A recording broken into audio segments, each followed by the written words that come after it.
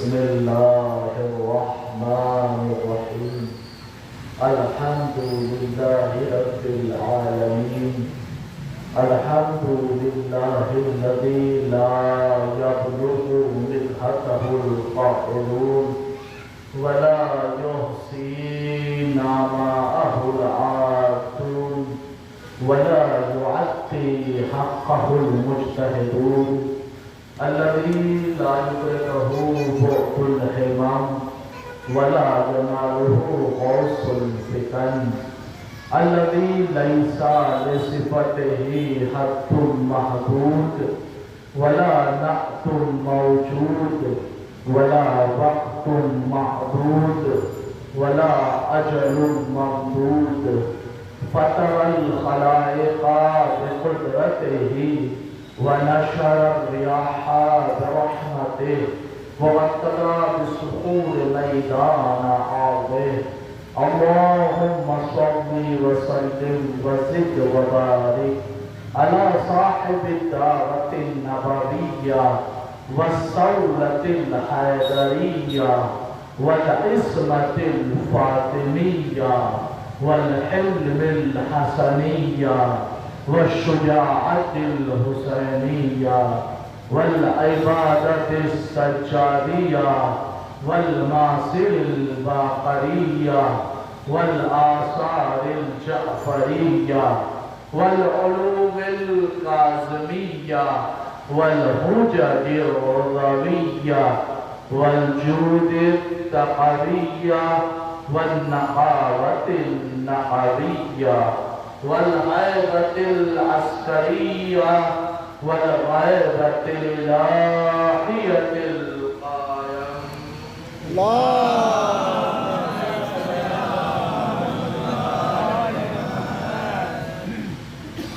اللهم صل على مولانا علي بن موسى رضا المرتضى الإمام التقي النقي وحجتك على من فوق الأرض ومن تحت الثرى الصديق الشهيد صلاة كثيرة عامة ذاتية متواصلة متواترة مترادفة كأفضل ما صليت على أحد من أوليائك أما بعد فقد وقوله الحق في القرآن المجيد وهو أصدق الصادقين بسم الله الرحمن الرحيم وما كنت متخذ المضلين عضدا صلوات الله الرحمن وآل الرحمن صل على محمد وآل محمد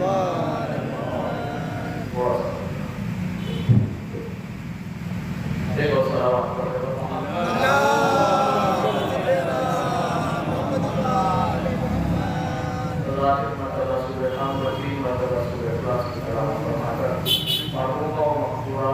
زاہدہ خاتون بنت منصور حسن فیاض حسین ابن اشرف علی حبیب النساء بنت صفدر حسین بسم اللہ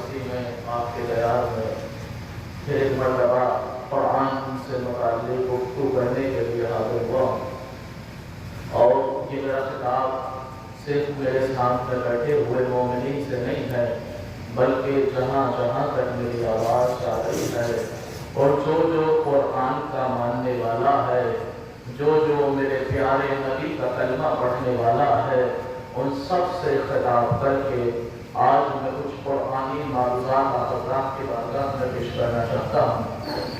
عزیزان گرامی، چونکہ زمانے میں ہر کتاب میں صحیح اور غلط کا گمان لگایا جا سکتا ہے، لیکن صرف اور صرف قرآن ایک ایسی کتاب ہے کہ اگر کسی نے اسے غلط کہنا بھی چاہا تو وہ خود غلط ہو جاتا ہے، لیکن کسی کے اندر یہ طاقت نہیں کہ وہ قرآن کے خلاف آ کے بولے۔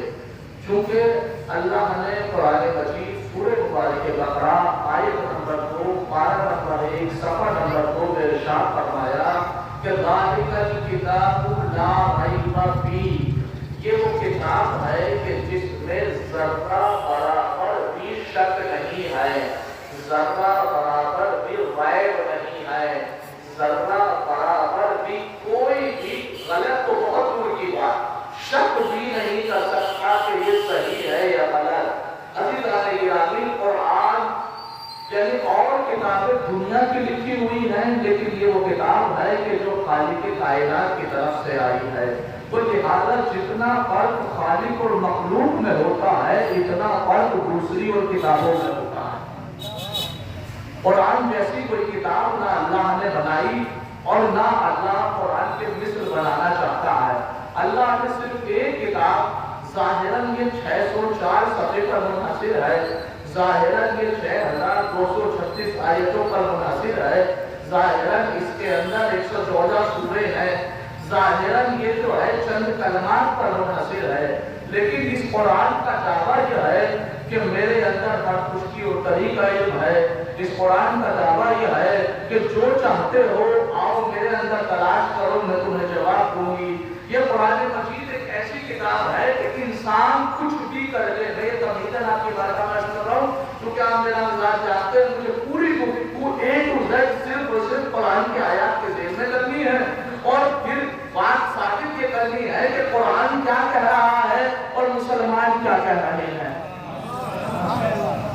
متوجہ رکھیے گا، ہم شیعہ مذہب کا عقیدہ جو ہے، اگر کوئی بھی کتنا بڑا عالم کیوں نہ ہو، اگر اس کی بات قرآن سے ٹکرا جائے تو ہم اس کتاب کا انکار کر دیتے ہیں، لیکن قرآن کی مانتے ہیں۔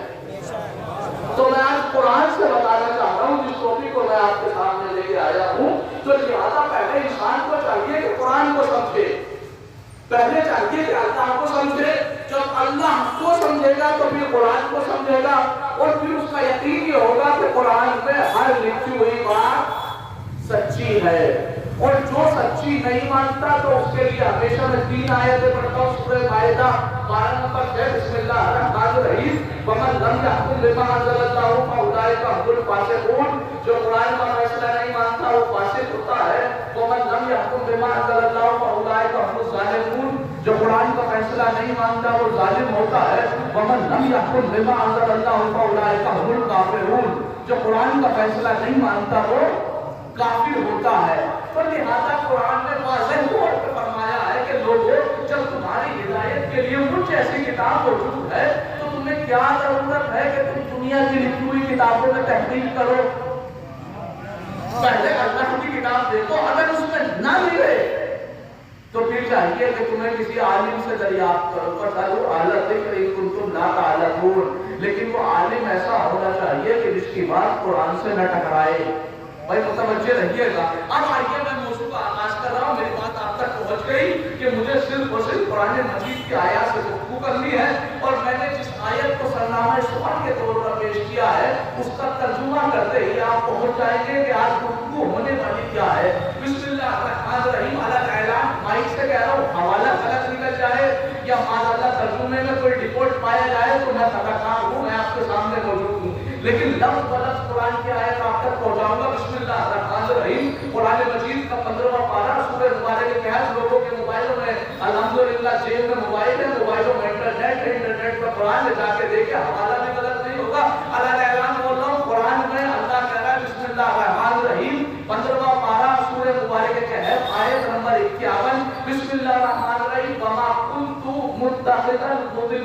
عضودا، میں اللہ کسی بھی مضل کو، مضل کسے کہتے ہیں؟ مضل کہتے ہیں گمراہ کرنے والے کو.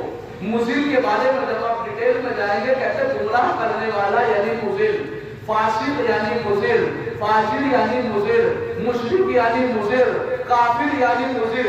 یعنی اللہ کہہ رہا ہے میں اللہ وما کنت متخذ المضلین عضدا، میں اللہ کسی بھی گمراہ کرنے والے کو، کسی بھی فاجر کو، کسی بھی فاسق کو، کسی بھی مشرک کو، کسی بھی کافر کو اپنا مددگار نہیں بناتا.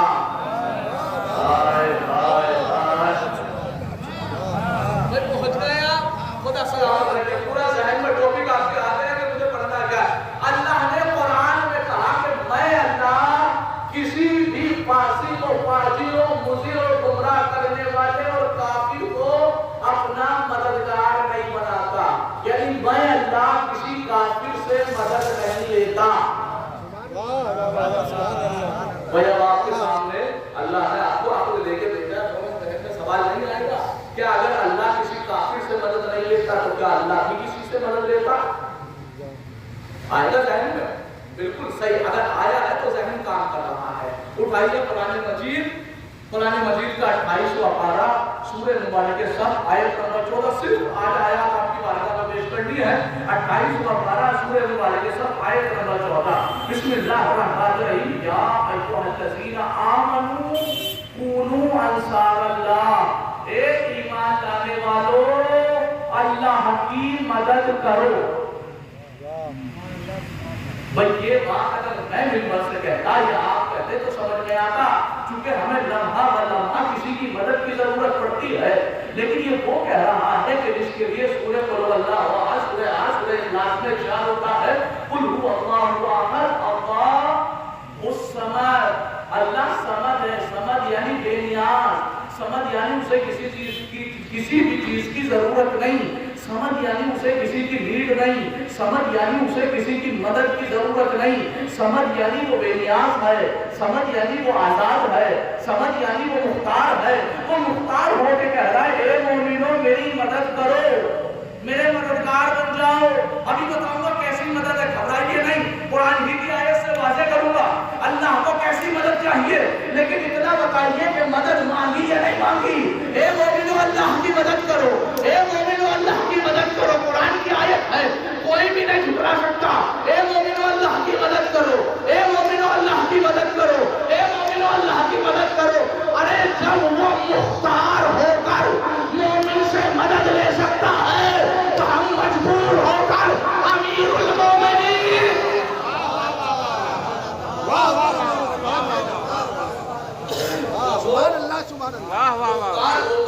مومن سے مدد. اب وہ مدد کیسی ہے وہ سن لیجیے. چونکہ اللہ کو اپنے لیے مدد کی ضرورت ہی نہیں ہے. جو یہ مانے کہ اللہ محتاج ہے وہ انسان کافر، جو یہ مانے کہ اللہ کسی کی ضرورت رکھتا ہے تو وہ کافر. اب سنیے اللہ نے کیا کہا یا ایھا الذین آمنوا کونوا انصار اللہ، اے ایمان لانے والو اللہ کی، بولیے اللہ کی مدد کرو. اب کیسی مدد ہو؟ آیت کسی آیت سورہ صف آیت نمبر 14 پارہ نمبر 28 قل انشاءاللہ کما قال عیسی ابن مریم للحواریین من انصاری الی اللہ. اللہ کی ایسے ایک لفظ کا ذمہ دار ہوں، بڑے غور سے سنیے، بڑا خوبصورت نتیجہ لے کے نکلیں گے. اے ایمان لانے والوں اللہ کے مدد کرو، اللہ کے مددگار بن جاؤ. کیسے مدد کرو؟ کما قال عیسی ابن مریم للحواریین من انصاری الی اللہ. اس طریقے سے اللہ کی مدد کرو کہ جیسے عیسیٰ نے حواریوں سے کہا من انصاری الی اللہ، تم میں سے کون ہے من انصاری. جو علماء کرام بیٹھے ہیں میری بات کی تائید کریں گے جب عربی میں لفظ یا آتا ہے تو وہ مائی، میرے کے معنی لیتا ہے. مثلا ولدی میرا بیٹا، قلمی میرا پین، ایسے ہے من انصاری کون ہے جو میرا مددگار بنے. من انصاری اللہ کون ہے جو میری مدد کرے. قال الحواریون نحن انصار اللہ. تو حواریوں نے پلٹ کے کہا ہم اللہ کی مدد کریں گے. عیسیٰ کہہ رہے تھے کون ہے جو میری مدد کرے. حواری کہہ رہے تھے ہم اللہ کی مدد کریں گے. عیسیٰ کہہ رہے تھے کون ہے جو میری مدد کرے. حواری کہہ رہے تھے ہم اللہ کی مدد کریں گے. عیسیٰ کہہ رہے تھے کون ہے جو میری مدد کرے. پہنچ جائیے. عیسیٰ کہہ رہے تھے کون ہے جو میری مدد کرے. حواری کہہ رہے تھے ہم اللہ کی مدد کریں گے. عیسیٰ کہہ رہے تھے کون ہے جو میری مدد کرے. قرآن کہہ رہا ہے کہ حواریوں نے کہا ہم اللہ کی مدد کریں گے. اس کا مطلب یہ کہ اگر کوئی عیسیٰ کی مدد کر دے تو اس نے اللہ کی مدد کر دی. اگر کوئی عیسیٰ کی مدد کر دے تو اس نے اللہ کی مدد کر دی. اگر کوئی عیسیٰ کا مددگار، اللہ کا مددگار، عیسیٰ کا مددگار، اللہ کا مددگار قرآن کے مطابق جس نے عیسیٰ کی مدد کی تو اس نے خود اللہ کی مدد کی. تو جس کے صدقے میں عیسیٰ کو تاج نبوت ملا ہو وہ میرا محمد، وہ کائنات کا محسن، وہ اللہ کا حبیب، وہ روح کائنات، وہ فخر ارض و سما، وہ عبداللہ کا لگتے جگر، وہ آمنہ کا جایا، وہ اول ما خلق اللہ و نوری کا مصباح.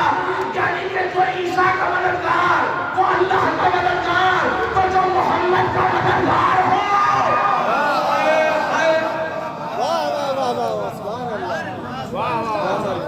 جو محمد کا مددگار وہ بدرجے اور اللہ کا مددگار. جس نے رسول کی مدد کر دی اس نے اللہ کی مدد کر دی.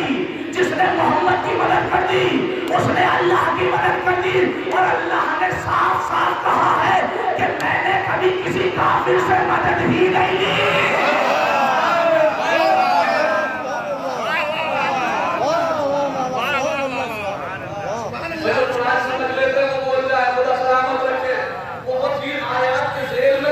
مرحلوں سے گزر کے آ رہا ہوں اور ایک ایک بات سے قرآن سے ثابت کرنی ہے. اب قرآن پھر آگے بڑھا اور قرآن نے جو پڑھ کے کہا ہے، قرآن کے لفظ سننے والے قرآن کے لفظ آمنت طائفتٌ من بنی اسرائیل وکفرت طائفہ. طائفہ کہتے ہیں گروہ کو. ایک ایک لفظ سمجھا رہا ہوں تاکہ بات پہنچ جائے. طائفہ کہتے ہیں گروہ کو، طائفہ کہتے ہیں گروپ کو، طائفہ کہتے ہیں چند لوگ جمع ہو جانے کو. فآمنت طائفۃ من بنی اسرائیل وکفرت طائفہ. اللہ نے کہا بنی اسرائیل میں سے ایک طائفہ مومن ہو گیا اور ایک طائفہ کافر ہو گیا. یعنی اللہ نے کہا آدھے مومن ہو گئے آدھے کافر ہو گئے. میرے اللہ کیوں؟ کہا اس لیے کہ عیسیٰ نے پوچھا تھا مدد کرو گے. جس نے مدد کو ہاں کہہ دیا تھا قرآن نے اسے مومن کہہ دیا. جس نے مدد سے ہاں کہہ دیا تھا قرآن نے اسے مومن کہہ دیا. ارے مسلمانوں کی کتاب میں نہ ڈھونڈو کہ مومن کون ہے کافر کون ہے. ابو طالب کے ایمان پہ شک کرنے والوں قرآن کی آیت پڑھو. جب عیسیٰ کا مددگار مومن ہے تو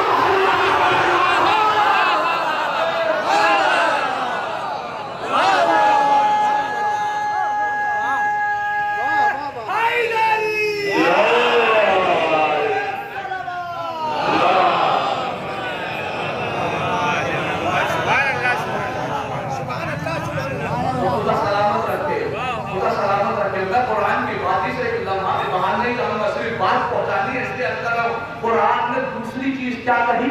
وَكَفَرَتْ طَائِفَةٌ. دوسرا گروہ کافر ہو گیا. میرے اللہ انہیں کیوں کافر کہہ دیا؟ کہ اس لیے کہ عیسیٰ پوچھ رہے تھے مدد کرو گے، انہوں نے انکار کر دیا. عیسیٰ پوچھ رہے تھے مدد کرو گے، میری مدد کرو گے. ابھی مدد ہوئی نہیں، صرف انہوں نے مدد کو نہ کر دیا. اللہ کو اتنی بری لگی کہ میرے نبی کو مدد سے نہ کر دیا. اللہ نے کہا کافر ہو گئے. ارے جو عیسیٰ کو مدد کو نہ کر دے جب وہ کافر آئے تو جو محمد کو میدان میں اکیلا چھوڑ کے بھاگے.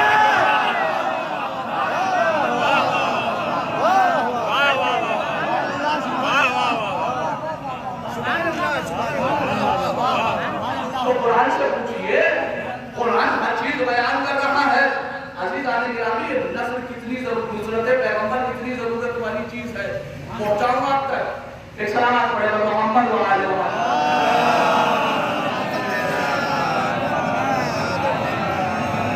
تو ایک آیت یاد آ گئی آپ تک پہنچا دے گا, زندگی بھر یاد رکھیے گا.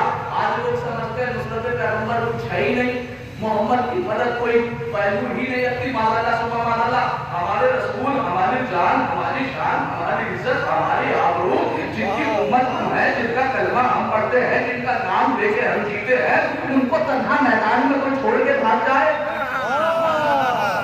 سنیے قرآن سورہ مبارک آل عمران.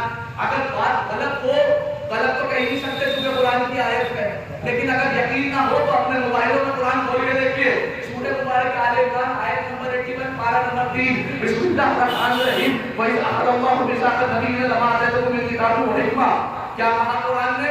ایک روزے میثاق بنائے. میثاق کہتے ہیں وعدہ لینے کو. اللہ کہہ رہا ہے کہ اللہ نے آپ کو ایسے پیدا نہیں کر دیا, اللہ نے پیدا کرنے سے پہلے ان تمام لوگوں کی اور ہم سب کے لوگوں کی ارواح سے وعدے اور وعید کروائے تھے. اب قرآن کہتا ہے وَإِذْ أَخَذَ اللَّهُ مِيثَاقَ النَّبِيِّينَ. اے رسول اس زمانے کو یاد کرو کہ جب ہم نے نبیوں سے وعدہ لیا. کس سے؟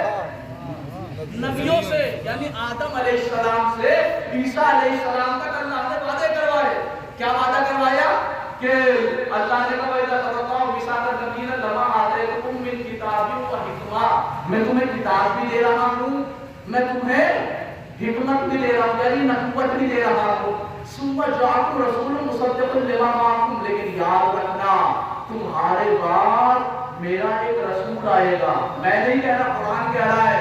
اگر اعلان بار بار کہہ رہا ہوں کہ قرآن کہہ رہا ہے, قرآن کہہ رہا ہے, اگر نہیں مانے گا انسان تو کافر ہو جائے گا.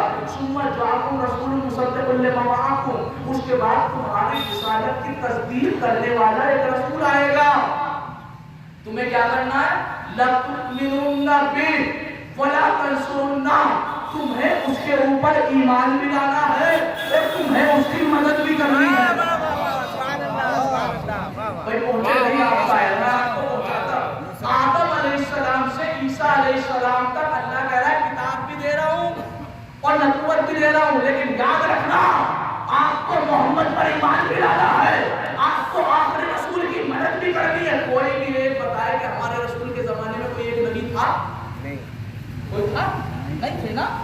آپ اگر وہ ڈسٹینس دیکھیں ہمارے رسول سے پہلے جو سیکنڈ لاسٹ نبی گزرے ہیں وہ ہے جناب عیسیٰ, جن کا فاصلہ ملتا ہے 500 سال یا 550 سال. جب رسول کے زمانے میں کوئی نبی ہے ہی نہیں, پھر اللہ کیوں کہہ رہا ہے کہ مدد کرنی ہے؟ بھائی پہنچ رہے ہیں. اور قرآن بس کتاب تو ہو نہیں سکتا معاذ اللہ, قرآن بغیر حکمت والی کتاب ہو نہیں سکتا. قرآن پیغام دینا چاہ رہا ہے کہ نصرت پیغمبر کتنی ضروری ہے, کسی نبی کی مدد کتنی ضروری ہے. یہاں تک ہوتا تو بات قبول تھی. قرآن کی اگلی آیت سورہ مبارکہ آل عمران آیت نمبر 82. بسم اللہ الرحمن الرحیم. جا کے دیکھیے فمن تولی بعد ذلک فاولئک هم الفاسقون. آج لوگ کہتے ہیں کہ نبی کو اگر کوئی چھوڑ کے بھاگ گیا تو صاحب وہ نبی کے قریبی تھے.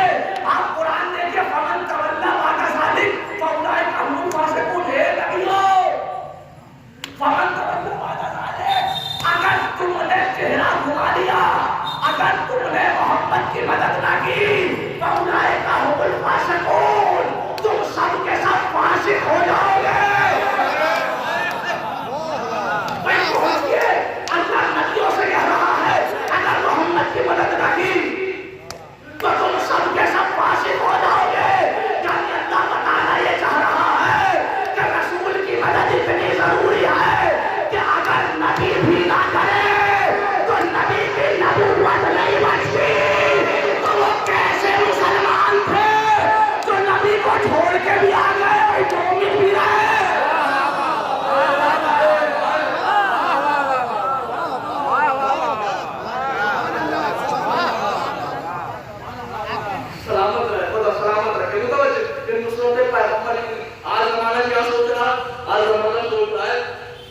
مومن کون تھا, کافر کون تھا؟ مسلمانوں کی دو مینٹلٹی ہے, چاہے وہ شیعہ ہو, سنی ہو, بریلوی ہو, اہل حدیث ہو, مالکی ہو, حنبلی ہو, شافعی ہو, حنفی ہو, کوئی بھی ہو.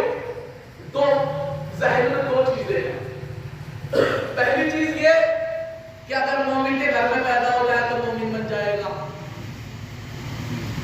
یا اگر کلمہ پڑھ لے تو پھر تو مومن ضرور بن جائے گا. میں نے کہا سنو صاحب, آپ کہہ رہے ہیں مومن کے گھر میں پیدا ہونے سے انسان مومن بنتا ہے.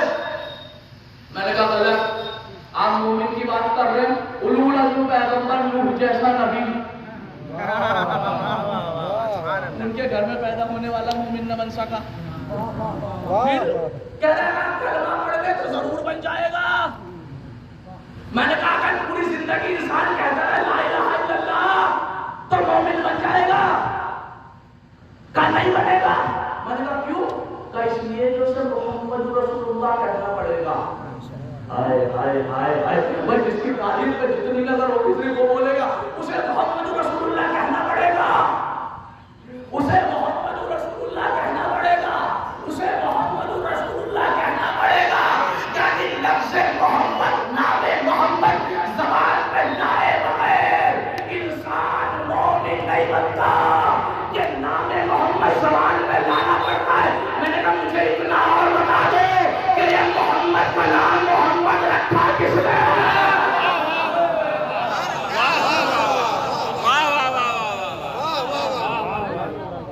لاکھوں سلام ہو جاتے ابو طالب علیہ السلام پر کہ جنہوں نے محمد کا نام محمد رکھا. تاریخ کی کتابوں سے اٹھائیے, آئیے پھر آگے چلتے. کہہ دیتے یہ دو وجہ سے. میں نے کہا بالکل غلط, قرآن پیشن نہیں سنا رہا. قرآن کیا کہتا ہے؟ قرآن کہتا ہے سنیے مومن کون ہوتا ہے. انسان سمجھ رہا ہے کہ نمازیں پڑھنے سے مومن بنتا ہے, روزہ رکھنے سے, حج کرنے سے, زکات دینے سے, خمس نکالنے سے. کیا انسان جو ہے کلمہ پڑھنے سے مومن کے گھر میں پیدا ہونے سے مومن نہیں؟ میرا اللہ مومن ہے کون؟ سورہ مبارکہ انفال آیت نمبر 74 پارہ نمبر 10. بسم اللہ الرحمن الرحیم. والذین آمنوا ونصروا اولئک هم المؤمنون حقا. حقیقی مومن بتایا اللہ نے. والذین آمنوا ونصروا اولئک هم المؤمنون حقا. کہ حقیقی مومن وہ ہے جو نبی کو پناہ دے دے یا نبی کی مدد کر دے.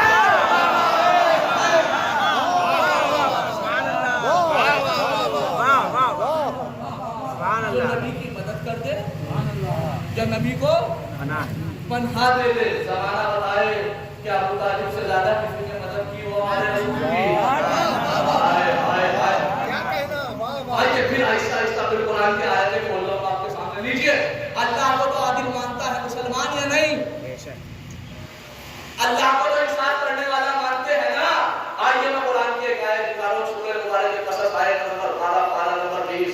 بسم اللہ الرحمن الرحیم. وحرمنا علیہ المراضعات من قبل.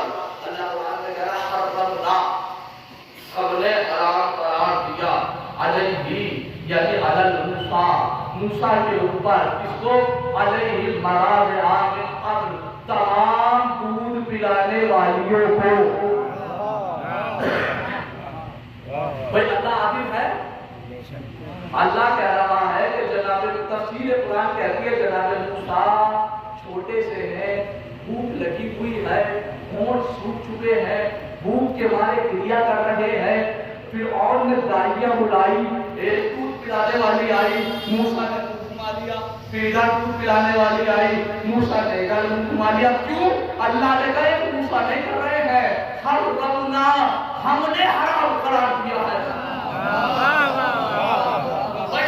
بول جائیے گا, ہم نے حرام قرار دیا ہے. ہم نے یعنی اللہ نے کہہ دیا میرے نبی تمہارے اوپر یہ حرام کیوں؟ کہ اس لیے کہ یہ دودھ پلانے والی کافرہ ہے, یہ دودھ پلانے والی کافرہ ہے. ارے جو اللہ موسیٰ جیسے نبی کو 2 قطرے کسی کافرہ کا دودھ نہ پینے دے تو ہمارے نبی کو ابو طالب کے دودھ میں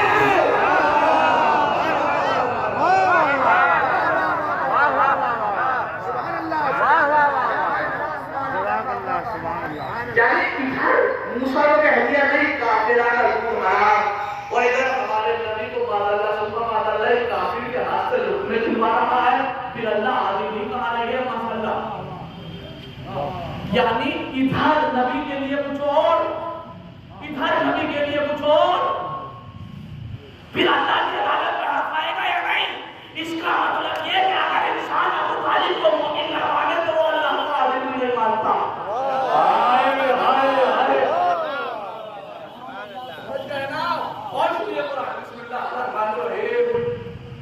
سورہ مبارک اپنی آیت نمبر 85 پارہ نمبر 17 واسماعیل و ادریس وذکر، اللہ قرآن میں کہہ رہا ہے میرے رسول اسماعیل کا ذکر کرو، ادریس کا ذکر کرو اور ذوالکفل کا ذکر کرو۔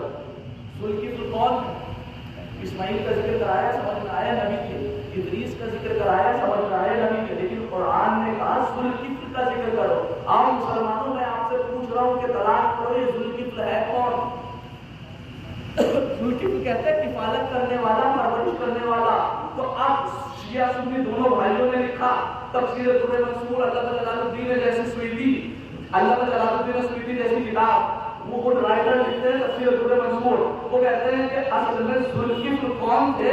وہ کہتے ہیں کہ بنی اسرائیل کے ایک نبی تھے، وہ جا رہے تھے، پوری قوم ان کے پیچھے پڑ گئی کہ آج ہمیں قتل کریں گے۔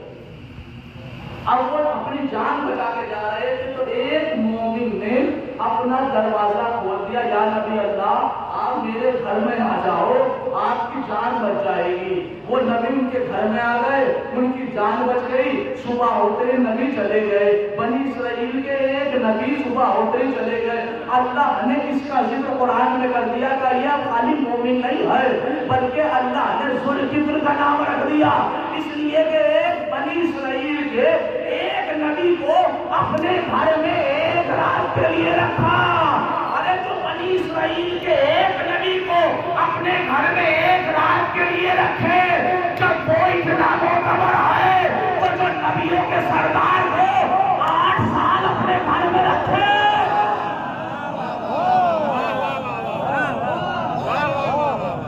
شہر ابو طالب مشہور علاقے دیکھیے، نبی کی پرورش ہی کس نے کی؟ آج زمانہ اچھا قرآن سے پوچھئے کہ بھئی قرآن ذرا بتائے کہ نبی کو کس نے پالا؟ تو قرآن نے بتایا کیا؟ قرآن نے کہا سورہ مبارک زحا پارہ نمبر 30، قرآن کہتا ہے علم یجد کا یتیمن فآویٰ، اے میرے رسول تم تو یتیم تھے، تمہیں ہم نے پالا، تمہیں میں نے پالا۔ کس نے پالا؟ میں نے پالا۔ اللہ کہہ رہا ہے میں نے پالا، اللہ کہہ رہا ہے میں نے پالا۔ اللہ کا تمام مسلمان شیعہ سنی سب مل کے لکھ رہے ہیں ہمارے نبی کو پہلے ان کے دادا نے پالا، دادا کی وفات کے بعد جناب ابو طالب نے پالا۔ اللہ کہہ رہا ہے میں نے پالا، مسلمان کہہ رہا ہے ابو طالب نے پالا۔ اللہ کہہ رہا ہے میں نے پالا، مسلمان کہہ رہا ہے ابو طالب نے پالا۔ کچھ سمجھ میں آ رہا ہے؟ اس کا مطلب یہ ہے کہ ابو طالب کی پرورش کرنا اللہ کو اتنا پسند آیا کہ اپنے ہی نام سے منسوب کر دیا۔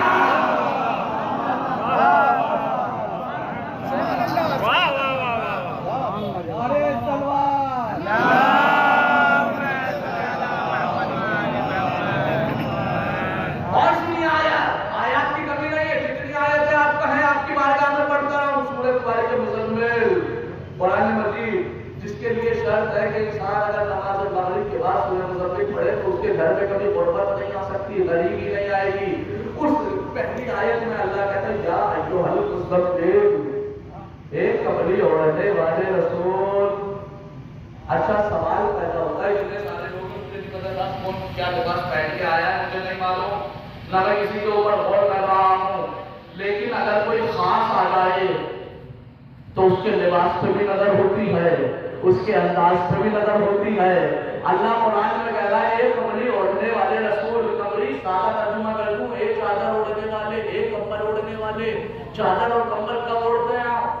جب سردی ہوتی ہے تبھی تو، 12 مہینے تو نہیں اوڑھتے۔ لیکن اللہ نے اس کا ذکر بھی قرآن میں کر دیا۔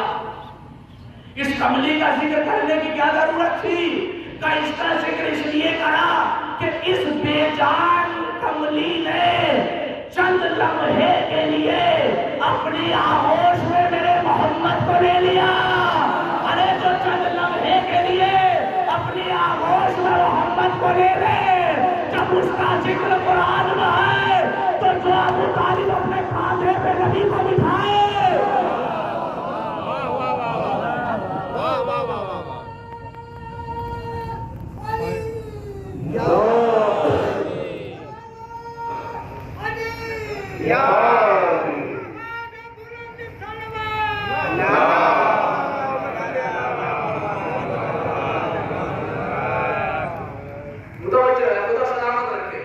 میں آپ کو لے آئے ایک اہم پیغام کے پاس. سنیے قرآن مجید یہی سورہ مبارک مزمل آیت نمبر 9 پارہ نمبر 1. اللہ قرآن میں کس انداز سے رسول سے گفتگو کر رہا ہے. کہہ رہا رب المشرق والمغرب. اللہ مشرق کا بھی رب ہے, مغرب کا بھی رب ہے.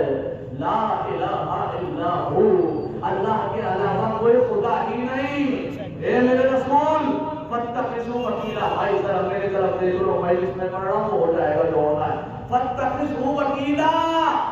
اے میرے رسول جب بھی وکیل بنانا تو مجھے وکیل بنانا. کس نے کہا؟ سنی ہے آپ نے بات یا ادھر متوجہ تھے؟ اللہ نے کہا. کیا کہا؟ جب بھی وکیل بنانا تو مجھے وکیل بنانا. اب یہ بتاؤ کہ رسول نے اللہ کی بات مانی یا نہیں مانی؟ کوئی مانی یا نہیں مانی؟ اگر کوئی کہے رسول نے اللہ کی بات نہیں مانی تو وہ انسان مسلمان ہی نہیں. یعنی ہمیشہ رسول نے اللہ کی بات مانی, لیکن رسول سے اللہ نے کہا فاتخذوا وکیلا. ہمیشہ مجھے وکیل بنانا, بچپنے میں مجھے وکیل بنانا, جوانی میں مجھے وکیل بنانا, صحیفے میں مجھے وکیل بنانا, مسجد میں مجھے وکیل بنانا, منبر میں مجھے وکیل بنانا. جب بھی وکیل بنانا تو مجھے وکیل بنانا. اب میں نے عجب تاریخ میں دیکھا, مسلمانوں نے لکھا جب رسول کی عمر ہوئی 25 سال اور خدیجہ کے گھر میں گئے, ایک چچا میں نے آپ کو اپنا وکیل بنایا.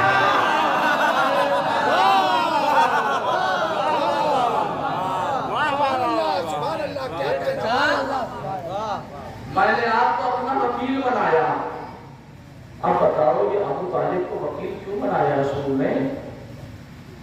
سوال کیا ہوتا ہے؟ سوال یہ ہے کیا رسول نے معاذ اللہ خلاف قرآن کام کر دیا؟ قرآن نے کہا تھا مجھے وکیل بنانا, یعنی اللہ کو وکیل بنانا, اور رسول نے کسے بنایا؟ جناب ابو طالب کو. آپ کسی کافر کو معاذ اللہ وکیل بنا. اب میں چھوٹی سی مثال, ابھی دیکھیں اتنی آیتیں میں نے قرآن سے پڑھی, ابھی اور پڑھوں گا آپ کی بارگاہ میں, لیکن اب مینٹلی سوال کر رہا ہوں آپ سے, آپ کے دماغوں کو دیکھنے کے لیے, اور جتنے میرے بھائی مجلس کو سن رہا ہے سب سے خطاب کر کے کہہ رہا ہوں کہ یہ بتائیے کہ ہمارے یہاں مجلس ہوئی, مثلا اپنی مثال دیتا ہوں, میرے گھر میں شادی ہے, میں مذہب شیعہ سے تعلق کرنے والا عالم ہوں, میرے گھر میں شادی ہے اور میرے تعلقات ہندو سے بھی ہیں, بریلوی سے بھی ہے, وہابی سے بھی ہے, دیوبندی سے بھی ہے, حنفی سے بھی ہے, مالکی سے بھی ہے, شافعی سے بھی ہے, حنبلی سے بھی ہے, اہل حدیث سے بھی ہے, اور سب سے میرے تعلقات ہیں عیسائیوں سے بھی ہے, یہودیوں سے بھی ہے. میں نے سب کو انوائٹ کیا, سب آئے, عیسائیوں کے پادری بھی آئے, مفتی بھی آئے, امام صاحب بھی آئے, اور شیعوں کا ایک طالب علم بھی آیا. متوجہ رہنا, عیسائیوں کے بہت بڑے پادری, ہندوؤں کے بہت بڑے پنڈت, لیکن شیعوں کا صرف ایک طالب علم مدرسے میں پڑھنے والا نکاح پڑھنا چاہتا تھا. اب یہ بتائیے میرے گھر میں شادی ہے, میں نکاح کس سے پڑھواؤں گا؟ یا آپ کے گھر میں شادی ہو, آپ کس سے پڑھوائیں گے؟ پنڈت سے پڑھوا لوں, پادری سے پڑھوا لوں, فادر سے؟ کہا نہیں. پھر کس سے پڑھواؤں گا؟ کہا میرا ذہن یہ کہتا ہے کہ جس سے میں تعلق رکھتا ہوں اسی مذہب والے سے پڑھواؤں گا. بھائی میرے بھائیوں میں دیوبندیوں میں شادی ہوتی ہے, وہ دیوبندی عالم لاتے ہیں, بریلویوں میں شادی ہوتی ہے, وہ بریلوی عالم لاتے ہیں, اہل حدیث میں شادی ہوتی ہے, وہ اہل حدیث عالم لاتے ہیں نہیں؟ بھائی بولیے مجھے سب لاتے ہیں. یعنی اس کا مطلب یہ نکاح نہیں پڑھتا ہے, نکاح پڑھنے والے کا مذہب تب دیکھا جاتا ہے, اس کا دیکھا جاتا ہے کہ نکاح ہو کس کا رہا ہے, یعنی جس کا نکاح ہو رہا ہے اور نکاح پڑھنے والے کا دونوں کا مذہب ہے.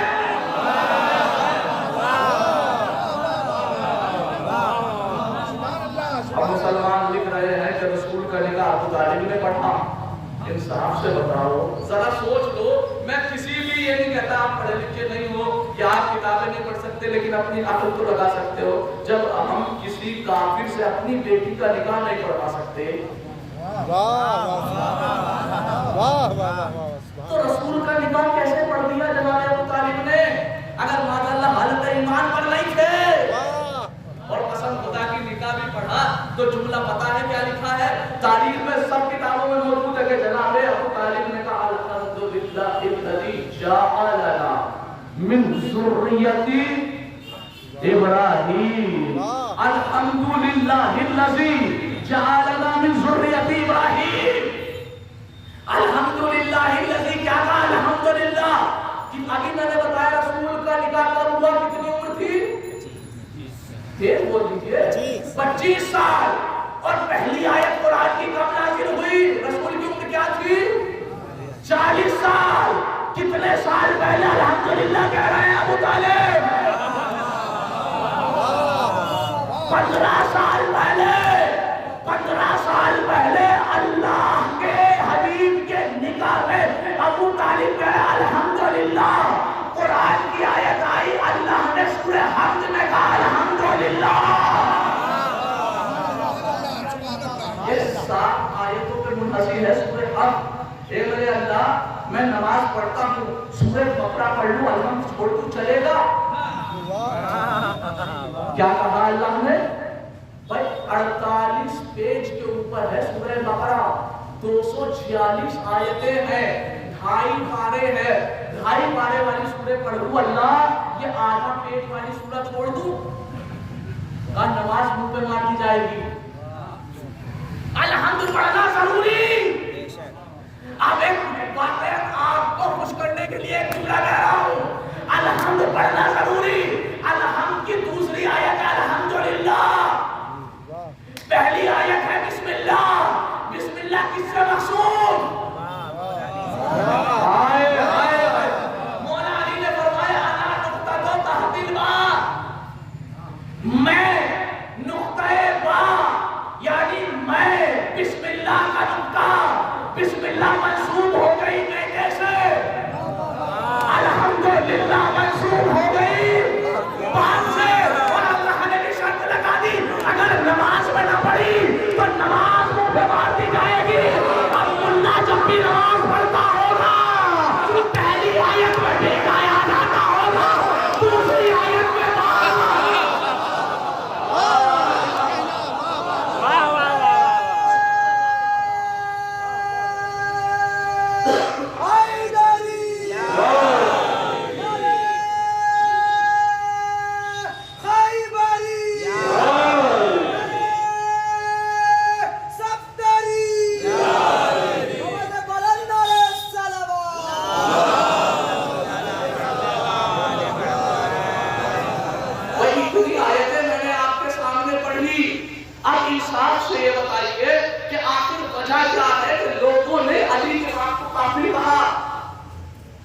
نبی کتنے دوسرے؟ 1,24,000 نبی میں سے کسی بھی مسلمان نے ہمت کی کسی نبی کے باپ کو کافر کہتے ہیں سوائے ایک نبی کے۔ کس نبی کے؟ جناب ابراہیم علیہ السلام کے۔ مسلمانوں نے کہا کہ ابراہیم علیہ السلام کے باپ کافر ہے، کہہ رہے کہ قرآن کہہ رہا ہے کیونکہ لفظ اب آیا ہے۔ اب میں اس بات پر پوری تحقیق ہے میری، اور میں بات کو باقاعدہ واضح طور پر بتا سکتا ہوں، اب بیمانے باپ ہی نہیں ہوتا۔ بھائی متوجہ رکھیے گا، ہمارا کیا عقیدہ ہے؟ ہمارا عقیدہ یہ ہے کہ وہ چچا تھا آزر، جس نے جناب ابراہیم یہ کتب بنایا کرتا تھا اور بیچتا تھا، یہ چچا تھا۔ یہ چچا سے کہہ رہے تھے ایمان لے آؤ، باپ نہیں تھا، باپ کا نام تھا تعارف۔ کیا نام تھا؟ تعارف۔ تو لہٰذا کہ ہمارا ماننا یہ کسی کافر کا بیٹا معصوم ہو ہی نہیں سکتا۔ بھائی متوجہ، کسی کافر کا بیٹا معصوم نہیں ہو سکتا۔ تو مسلمانوں نے صرف جناب ابراہیم کو ٹارگیٹ کیا اور صرف جناب علی کو ٹارگیٹ کیا، ان کے باپ کو بھی کافر کہہ دیا، ان ہر کے باپ کے بھی کیوں؟ آخر ان دونوں میں ایسی کون سی سمت پائی جا رہی تھی، ایسی کون سی کوالٹی چیز پائی جا رہی تھی کہ مسلمانوں کو نہ یہ برداشت ہوئے، نہ یہ برداشت ہوا۔ آگے میں بتاتا ہوں قرآن سے، چونکہ اللہ نے قرآن میں کہا سورہ مبارک بقرہ آیت نمبر 124 پارہ نمبر 1، بسم اللہ الرحمن الرحیم، اللہ نے جناب ابراہیم سے کہا تھا قالا انی جاعلک للناس اماما، ابراہیم تمہیں امام بنا رہا ہوں۔ ابراہیم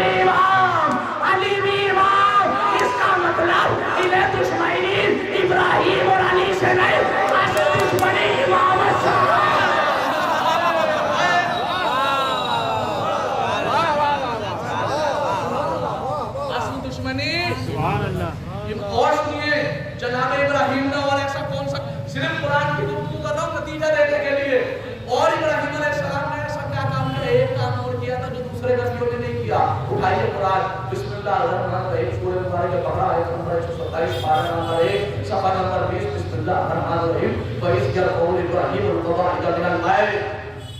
اللہ قرآن میں کہہ رہا ہے وَإِذْ يَرْفَعُ إِبْرَاهِيمُ الْقَوَاعِدَ مِنَ الْبَيْتِ. ابراہیم علیہ السلام نے میرے گھر کی دیواروں کو اٹھایا تھا. بھائی مجھے پورا قرآن یاد ہے الحمدللہ, حافظ قرآن ہوں, آپ جانتے ہیں. یہ بھی افواہ اللہ جی آتی ہے شیعوں میں, حافظ قرآن نہیں ہوتے, بیٹھا ہوں سامنے, پوچھو جو پوچھنا ہے. جملہ سنیے, اللہ قرآن میں کہہ رہا ہے کہ ابراہیم نے اللہ کے کعبے کی دیوار کو اٹھایا, اللہ کے کعبے کی دیوار کو اٹھایا, کعبے کی دیوار کو اٹھایا. مجھے کچھ سمجھ نہیں آیا. ارے جس نے کعبے کی دیوار کو اٹھایا اس کے باپ کو بھی کافر کہہ دیا جو کعبے کی دیوار توڑ کے آیا.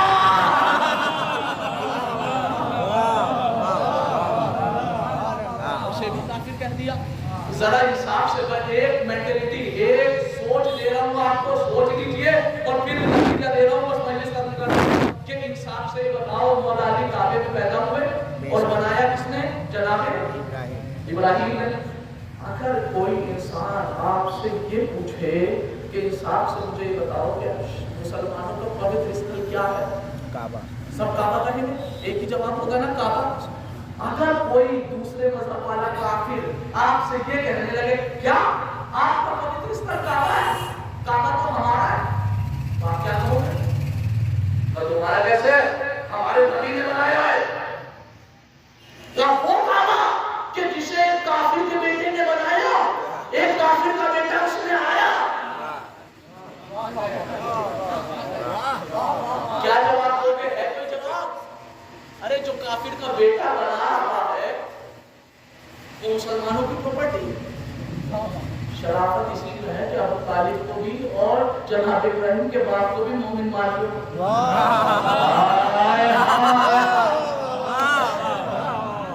اگر کعبے کی حرمت بچانی ہے تو سنیے, یہ ساری چیزیں میں نے بتا دی, اتنی ساری قرآن کی آیتیں پڑھ دی. اب نتیجہ دے رہا ہوں 2 منٹ کے اندر, اور پورے تمام مسلمان بھائیوں سے اپنے 2 لفظوں میں بات کو سمیٹ کر پہنچانا چاہ رہا ہوں. مسلمان بھائیوں, اتنا بتاؤ کہ جناب ابو طالب کی غلطی کیا تھی, کیوں ایمان نہیں لائے؟ یہ کہتا ہے ایمان نہیں لائے, کیوں نہیں لائے, غلطی کیا تھی مجھے اتنا بتا تو ہاتھ جوڑ کے پوچھو. اتنی ساری آیتیں ایک طرف, وہ کہتے ہیں ہمارے پاس صحیح بخاری کی ایک روایت ہے اس لیے نہیں مانتے. میں نے کہا کیا؟ کا روایت یہ ہے کہ جناب ابو طالب کا آخری وقت تھا. دیکھیے میں بالکل ایک پلیٹ والے پہ بات کر رہا ہوں, نہ میری نظر میں کوئی شیعہ, نہ میری نظر میں کوئی سنی, میری نظر میں سب اسلام والے بیٹھے ہیں. تو اسلام کا اور قرآن کا پیغام سنا رہا ہوں. وہ کہتے ہیں کہ اس لیے کہ جناب ابو طالب کا آخری وقت تھا, بالکل آخری وقت تھا, اور رسول خدا جناب ابو طالب کے پاس گئے. جناب ابو طالب حالت احتضار میں تھے, تو رسول نے کان میں جھک کے کہا تھا چچا ابھی بھی وقت ہے, ایمان لے آؤ. اس لیے ہم رسول کے چچا کو جناب ابو طالب کو مانتے ہیں کہ وہ ایمان لے جائے. تو صرف ایک روایت, اگر یہ آج روایت بالکل باطل نہ کر دوں تو آپ سے نہ کریے گا. امتحان ہے, آپ کو مجلس پڑھنے کے لیے نہیں بلائیے گا. بات اگر رد نہ ہو جائے, اور آپ ہی سے رد کرواؤں گا, جتنے بھائی بڑے اور جتنے بھائی بیٹھے متوجہ. کیا کوئی سی روایت ہے؟ کا روایت یہ ہے کہ کان میں جھک کے کہا تھا ابھی بھی وقت ہے, ایمان لے آؤ. اچھا روایت سن لی آپ نے, اب یہ بتاؤ کہ انسان کان میں بات, دیکھیے وہ اس کا چشمہ اتار کے سنیے گا, تعصب کا چشمہ اتار کے سنیے گا, انسان والی اور حق والی بات کیجیے گا تو بات سمجھ میں آئے گی. انسان کان میں کیوں کہتا ہے؟ بولیے, آپ سے پوچھ رہا ہوں میں, تاکہ کوئی دوسرا نہ سنے. کان میں اس لیے کہتا ہے نا تاکہ کوئی دوسرا نہ سنے, یعنی نبی یہ چاہ رہے تھے کوئی نہ سنے. اب دوسرا سنتا کیسے ہے؟ دو وجہ سے سن سکتا ہے. پہلی وجہ یہ کہ میں آہستہ کچھ کہنا چاہوں لیکن میں تیز کہہ جاؤں کہ برابر تعالیٰ سن لے. یہ آپ سے اور مجھ سے تو ہو سکتا ہے, لیکن یہ اس نبی سے نہیں ہو سکتا جس نبی کی زبان پہ وما ینطق عن الہویٰ کا پیغام.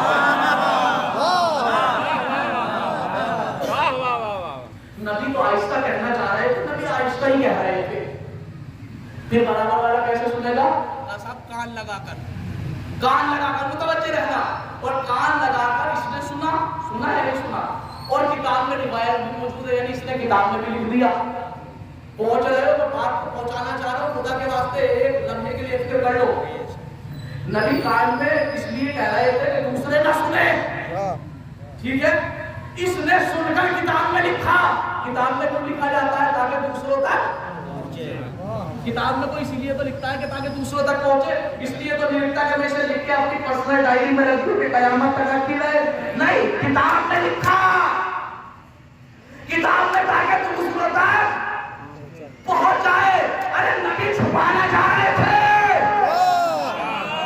اس نے دوسروں تک پہنچایا. یعنی خلاف رسول کام کیا. اب جس نے خلاف رسول کام کیا اس نے خلاف قرآن کام کیا. جس نے خلاف قرآن کام کیا اس نے خلاف خدا کام کیا. اور جس نے خلاف خدا کام کیا ارے وہ ہو گیا کافر. پتہ چلا راوی ابو طالب کے ایمان کے چکر میں خود کافر ہو گیا.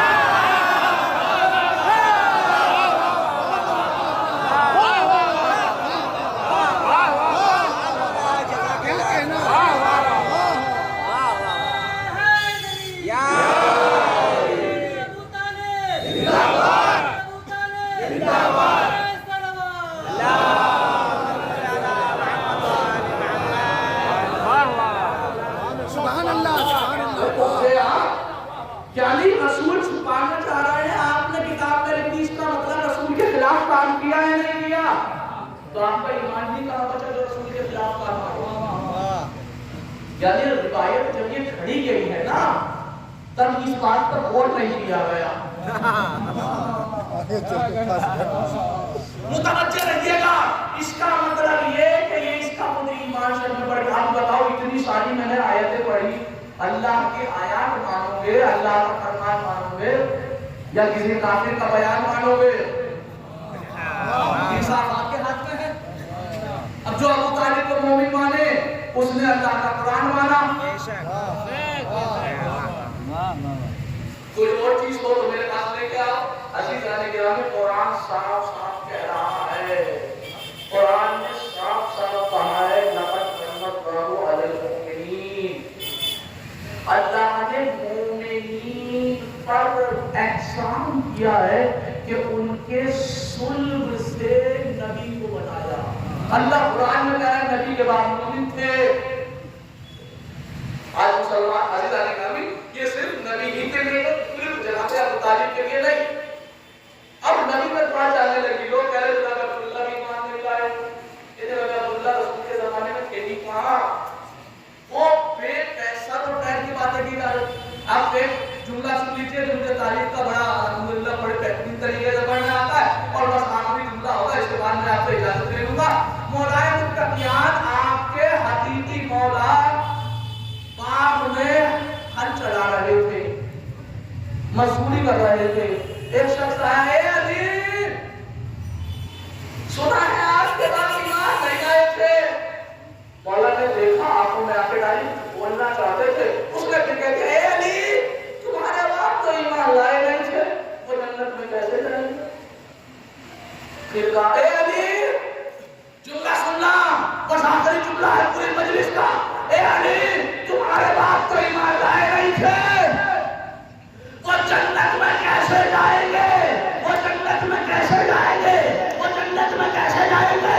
لسان اللہ گویا ہوئی، عین اللہ نے دیکھا، وجہ اللہ میں چکن پڑی اور کہنے لگے سن کیا کہا؟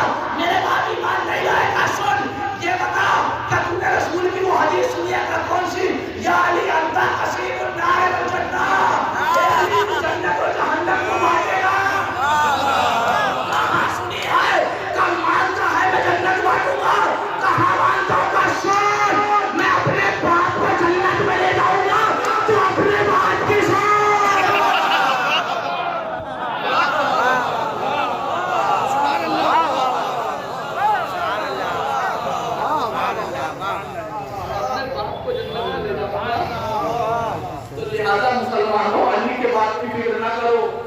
جس کا بیٹا کلے ایمان ہو، جس کا بیٹا رسول نے فرمایا ہے کہ علی جنت و جہنم کو تقسیم کریں گے، تو لہٰذا جس کا بیٹا آپ کے یہاں کوئی چھوٹی سی پوسٹ پہ آ جائے، کوئی ایم پی یا ایم ایل اے بن جائے، اس کے باپ نے لاکھ برائیوں اس کے پیچھے پیچھے ارے آپ کے ابا حضور نے تو ہمارے ساتھ یہ کیا ہے، آپ کے ابا حضور تو بڑے لائق آدمی ہے، دنیا کے عہدے کا اتنا خطرہ، اور جس کا بیٹا کلے ایمان ہے، اللہ کیسے ممکن ہے؟ گرامی ایک شعر پڑھ رہا ہوں آپ کے سامنے، اور انشاءاللہ نتیجہ آپ اللہ لے چکے ہیں، پوری میری سر ہو چکی ہے کہ جب در عباس میرا آستانہ ہو گیا، میرے قدموں کے تلے سارا زمانہ ہو گیا، جب سے رکھا ہے سجا کر میں نے غازی کا عالم، میرے گھر میں سیدہ کا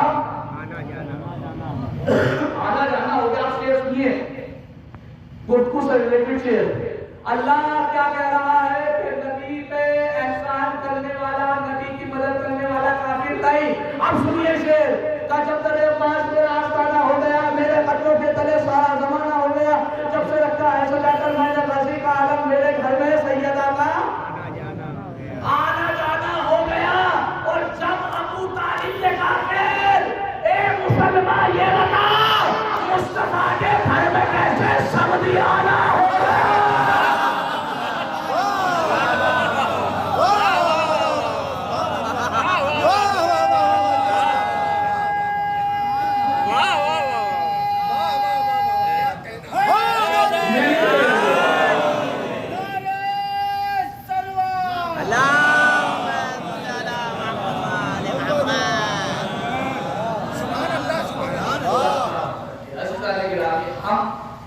کافر کے بیٹے سے رشتہ داری نہیں کرتے، اور جس سے نبی نے رشتہ داری کی ہو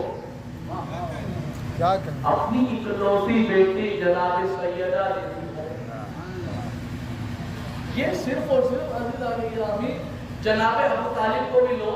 آج لوگ ہم سے پوچھتے ہیں آپ ابو طالب کو کیوں مانتے ہو؟ میں کہتا ہوں مسلمانوں ہم سے یہ نہ پوچھو کہ ہم ابو طالب کو کیوں مانتے، ہم سے کبھی یہ بھی پوچھ لیا کرو کہ ہم ابو لہب کو کیوں نہیں مانتے۔ ہم سے کبھی یہ بھی تو آ کر پوچھو بھائی چچا وہ بھی، چچا یہ بھی، لیکن ہم ابو طالب کو مان رہے ہیں، ابو لہب کو نہیں مان رہے۔ نتیجہ دو، اس لیے کہ جو رسول کا ہے وہ ہمارا ہے، جو رسول کا نہیں۔ ہمیشہ کہتا ہوں شیعوں کا ایک ہی موقف ہے، جو رسول کا ہے وہ ہمارا ہے۔ ابو طالب نے پوری زندگی رسول کا ساتھ دیا، تو کیا اس ابو طالب کو نہ مانے؟ بتائیے انسان سے آپ حقیقت میں جناب ابو طالب کی کاوشیں اگر دیکھنا چاہیں نا، انسان کیا کرتا ہے؟ انسان کوشش یہ کرتا ہے کہ میری اولاد بچ جائے، کرتا ہے نہیں؟ بھائی کا بیٹا مرتا ہو تو مر جائے، لیکن ابو طالب نے کبھی یہ نہیں کیا۔ مسلمانوں کی کتاب سیرت نبوی آپ اٹھائیے، نبی کے بچپنا پڑھیے، اس میں آپ کو ملے گا کہ نبی جب چھوٹے سے تھے، جناب ابو طالب کے گھر میں پرورش پا رہے تھے، تو جناب ابو طالب رسول کو رات میں رسول کی جگہ پہ علی کو لٹا دیا کرتے تھے، اور رسول کی جگہ سے رسول کو ہٹا دیا کرتے تھے۔ کیوں؟ اس لیے کہ یہ جو کفار قریش ہے، اگر یہ آ کر تلوار چلا دے تو میرا بیٹا مارا جائے، رسول بچ جائے۔ سوچئے آج مسلمان چلا چلا کے کہہ رہے ہیں ہم محمد خضر سے محبت کرتے ہیں، ہم رسول سے محبت کرتے ہیں، ہم عاشق رسول اس لیے جنت میں جائیں گے۔ ارے سب سے بڑا عاشق رسول تو ابو طالب تھا۔ آج کہتے ہیں نہیں جو عاشق رسول ہے اس کا مقام جنت ہے، تو سب سے بڑے عاشق رسول کا نام ابو طالب ہے۔ کاش مسلمان بغض اور اناد اور دشمنی کا چشمہ اتار کے ایک مرتبہ ابو طالب کا غور و فکر کر لے تو سمجھ میں آ جائے گا کہ پورا اسلام اگر بچا ہے تو وہ ابو طالب کا خون ہے، اور جو اسلام پھیلا ہے وہ ابو طالب کا خون ہے۔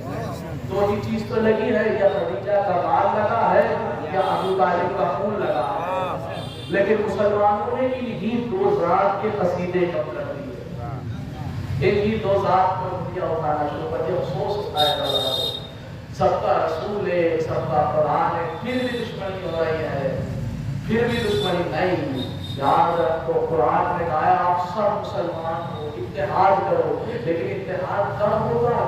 جب ہوگا نا جب رسول کے چاہنے والوں کو آپ بھی مانیں، ہم بھی مانیں۔ اور سب سے بڑا اگر چاہنے والا تھا اس ذات کا نام ابو طالب۔ عزیزان گرامی، یہ جناب ابو طالب کو کافر کہنا یہ معمولی بات نہیں ہے، یہ صرف اور صرف دشمن جناب علی ہے۔ پہلے علی کے باپ کو ٹارگٹ کیا گیا، پھر مولا متقیان کو۔ آپ سنیں گے مولا متقیان جس وقت شہزادی عالم جان کے سامنے تشریف لائے نا، بی بی نے دیکھا ہے کہ علی کا چہرہ زرد ہے، پوچھا یا علی کے چہرہ زرد کیوں ہے؟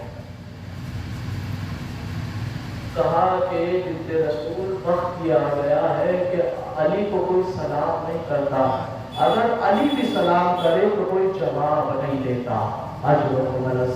سوچو بتاؤ، جس علی نے پوری زندگی اسلام کی خدمت کی ہو، مسلمانوں نے اتنا ظلم کیا، اب یہ تو نہیں کہہ سکتا کہ کافروں نے ظلم کیا، ظاہراً تو اسلام کا کلمہ پڑھنے والے تھے نا، یہ تو مسلمان ہی اتنا ظلم کیا کہ بعد رسول شہزادی عالمیان کے دروازے پہ لوگ آگ و لکڑیاں لے کر جمع ہو گئے۔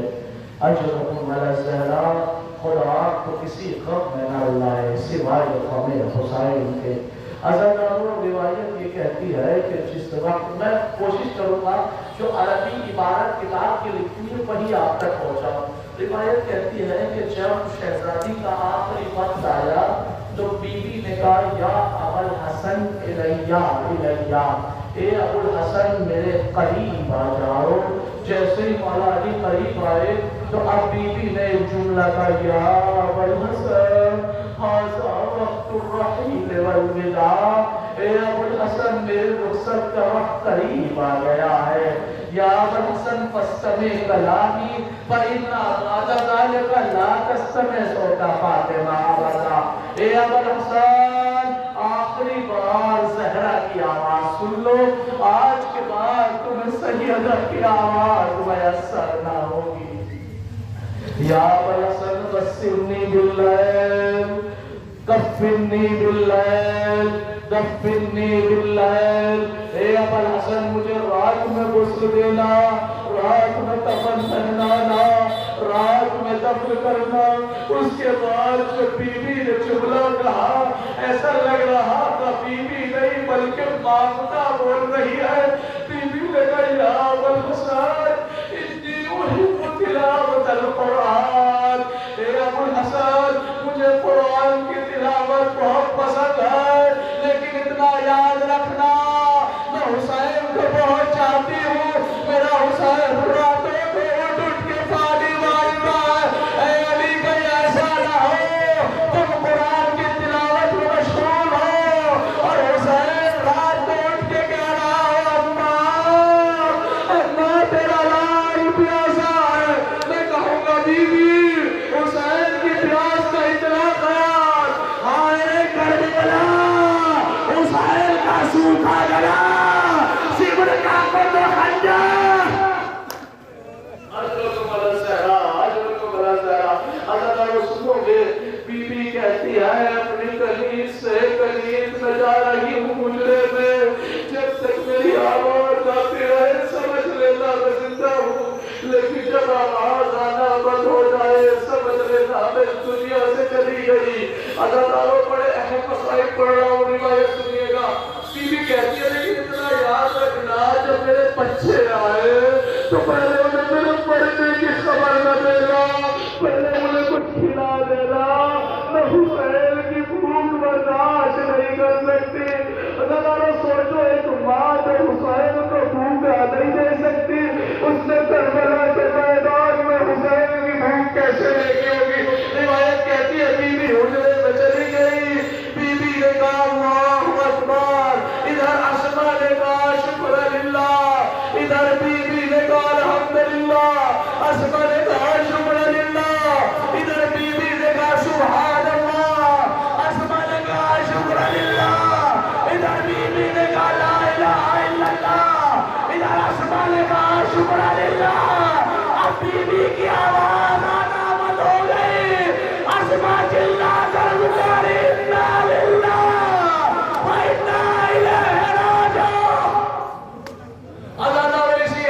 نے دروازہ بجایا، جناب اسما نے دیکھا امام حسن و امام حسین آئے ہیں۔ اے میرے لال کہاں کے کا مسجد نبوی میں تھے، کہ بچوں کھانا کھا لو۔ اسما بتاؤ ہماری اماں کہاں ہے؟ کہا بیٹا پہلے کھانا کھا لو۔ حسن نے حسین نے تڑپ کے کہا اے اسما اتنے سال سے ہمارے ساتھ ہو، اسما کبھی دیکھا ہے ہم نے ماں کے بغیر کھانا کھایا؟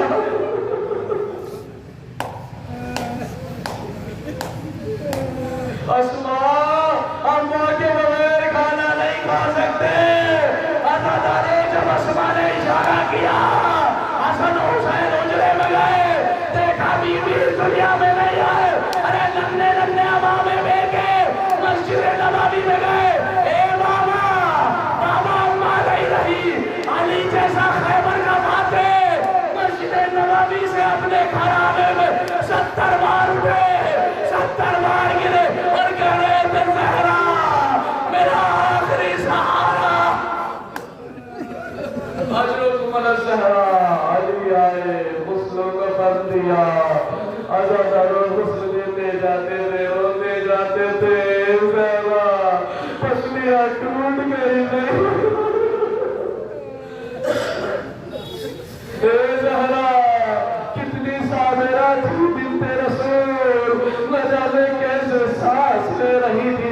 سنو گے عزادارو جب غسل دے دیا گیا، کفن پہنا دیا گیا، اب حسین کو دیکھا، حسن کو دیکھا، زینب کو دیکھا، بس آخری 2 جملے ہیں۔ این روایت پہنچا رہا ہوں کہ حسن اور حسین نے کیا جملے کہے بی بی کے جنازے پہ کھڑے ہو کے۔ حسن کو آواز دیے حسن آؤ اماں کا آخری دیدار کر لو۔ اب حسن آئے اور پائیتی میں کھڑے ہو کے کہتے یا اماں کلیمینی قبل ان یتصدع قلبی، اے اماں مجھ سے 2 بات کر لو۔ ارے اماں میرا جگر پھٹا جا رہا ہے۔ اے حسین آپ بھی آؤ۔ حسین گوشے سے آئے، اماں کا جنازہ پکڑا، ایک بچہ ماں کے جنازے کو پکڑ کے کہہ رہا یا اماں یا اماں کلیمینی انا ابنک الغریب، اے اماں مجھ سے 2 بات کرو، میں تمہارا غریب بیٹا، اماں چنگیوں کا والا حسین، اماں قبلہ بموت، اے اماں میرے جسم سے میری روح نکل رہی ہے، کندھے کمر ٹوٹ گئے، اے میرے لال میری آغوش میں آجا۔ حسین ماں سے لپٹ کے کہتے اماں اماں آپ نے بلایا میں آ گیا۔ اماں کل کربلا کے میدان میں شبر کا خنجر ہوگا، تیروں میں مولا آپ کا بیٹا کہہ رہا ہوگا اماں اے میری اماں۔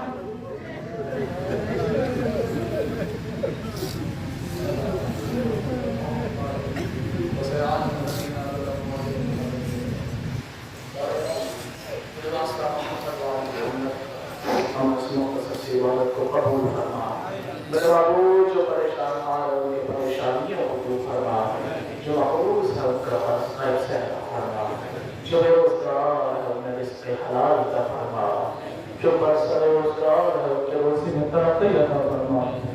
میرے معبود جو واسطہ محمد و آل محمد کا پروردگار اس بستی پر اپنی رحمت برکت نازل فرما۔ پروردگار جن مرحومین کے لیے مجلس ایسا منعقد کی گئی ہے، اس مجلس کا ثواب ان مرحومین کی ارواح تک پہنچا۔ پروردگار تجھے واسطہ محمد و آل محمد کا مرحومین کے درجات بلند ہے، بلندتر فرما۔ میرے معبود مرحومین کو جوار طیب میں جگہ عنایت فرما۔ پروردگار ان کے اہل خانہ کو صبر جمیل عطا فرما۔ میرے معبود تجھے واسطہ محمد و آل محمد کا پروردگار شاہ حیدر کرار کی 4 مال استقابل کی حفاظت فرما۔ میرے معبود سب سے اہم تیری بارگاہ میں دعا ہے، خالق ہمارے سروں پہ سایہ ہے، لیکن آج بھی حسین کی ماں کی قبر پہ سایہ ہے۔ پروردگار تجھے ٹوٹی ہوئی پسلیوں کا واسطہ جنت البقیع کی جلد جلد تعمیر فرما۔